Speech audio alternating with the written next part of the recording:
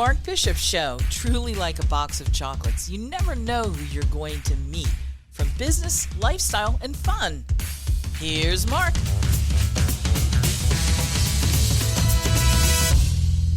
And welcome to another episode, ladies and gentlemen, grandmas and grandpops, boys and girls. Hey, the IBM Institute for Business Value study, they're trying to drive smarter enterprise growth right through to 2030. Their new study finds business leaders are making bold bets on AI, but success does depend on embedding AI into the DNA of the organization. All right, so what does that mean exactly? Salima Lin is the Managing Partner, Strategy, M&A, Transformation and Thought Leadership, IBM Consulting. And it's nice to have her on the show again, Salima. Welcome. Thanks for having me again, Mark. AI, I mean, it's everywhere, isn't it? It's quickly emerging as a critical growth engine of the enterprise. This new research from the IBM Institute for Business Value finds that nearly 8 in 10 executives expect AI to play a major role in driving revenue by 2030. And executives are betting big. You say what to that? Absolutely, they are. Nearly 80%, as you said, 8 out of 10 executives expect AI to significantly contribute to revenue. But, Mark, here's the rub. Only 24% can clearly say where that revenue will come from. So, in other words, they've got a very clear picture of the destination, but they don't know how to get there. And that's the challenge, right? The disconnect between expectation and impact. So what I hear you saying is although these leaders, you know, they're looking forward to 2030 and so on, and the excitement of future and what it can do, the biggest challenge for these C-suite execs, the biggest one that they face seems to be, how do you then prioritize now to succeed later? Would that be a fair assessment? That is absolutely fair. Leaders know that AI will transform their businesses and workforce, but they need clarity on where to start and what to prioritize. And what we would recommend to them is a few things. One is treat AI as a strategic imperative, and not as a side technology initiative. And what I mean by that is, you mentioned up front, embedding AI into the DNA of an organization. You want to be able to build AI-first ways of working. So redesign, reimagine workflows that include AI from the start versus patching them into old processes. That would be one thing we would recommend. The second, and this is a tough one, is shift from certainty to adaptability. More than half the executives in our survey say that it's the speed of making decisions that matter more than waiting for that perfect data. And then finally, prioritize your people. How you hire, skill, and govern AI will shape whether your workforce can actually take advantage of it. I always say AI is as much about people as it is about the technology. Yes, I agree with that. It is changing ways organizations compete and grow. There's no doubt about it. But AI turning productivity into real momentum for businesses, they have to, consider what you're talking about, because everybody's running around, it's going to cost this, do that. They've got to understand that it's there to help you and not to hurt you. It's the guidance, isn't it, what matters most? This new study, 67% of executives say job roles are becoming shorter-lived, and by 2030, 67% agree that mindset. Now, you touched on this. This is going to matter more than skills. Can you define that a little more?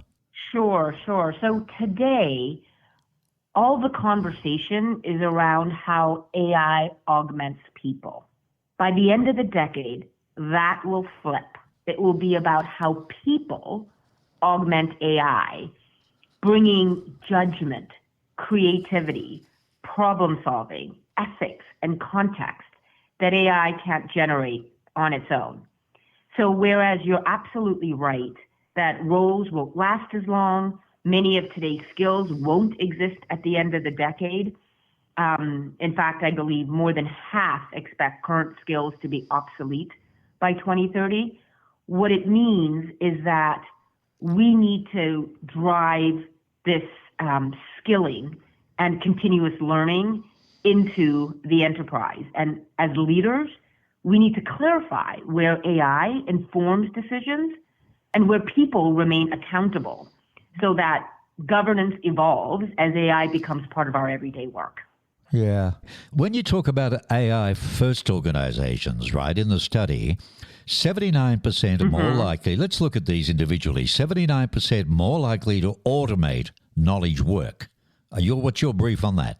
AI is going to be at the core of what we do, which means that as we're reinventing and reimagining how work does, if we put AI at the core, it becomes, synonymous with how we operate and how we do business. And therefore, the types of stuff that AI can do, the real specialist type of things, producing reports, doing the analysis, we cannot do that at the rate and pace that AI can do, which is why we need to become more of the orchestrators, right? Mm-hmm. Provide the strategy, make the decisions, ensure that that technology is being used responsibly and effectively.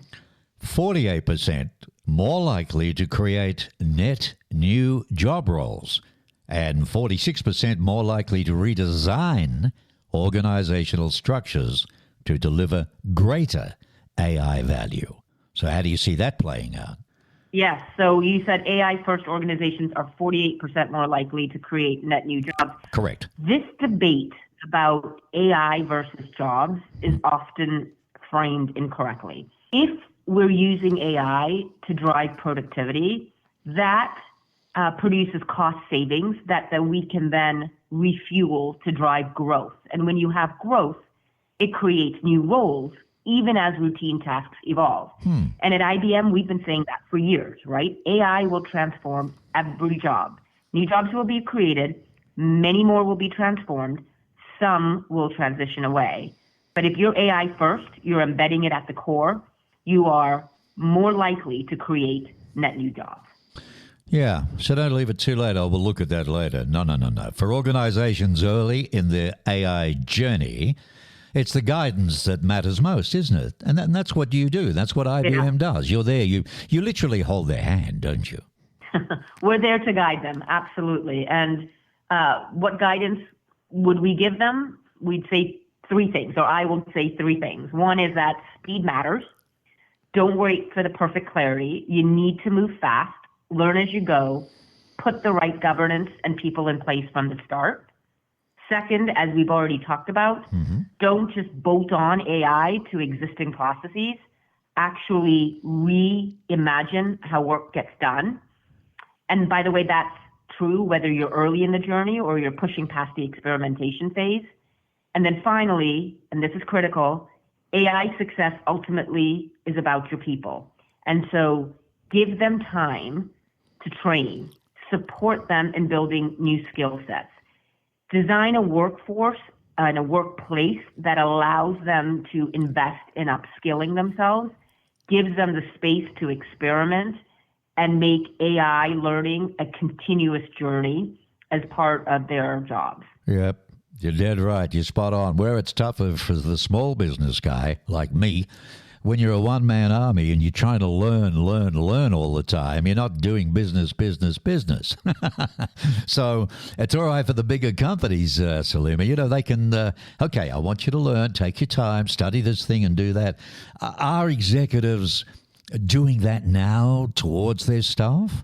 So it's interesting how you said when you're an individual business owner. If I think about myself as just as an individual person, using AI day to day, I think about the trip that I'm about to go in the summer to Italy.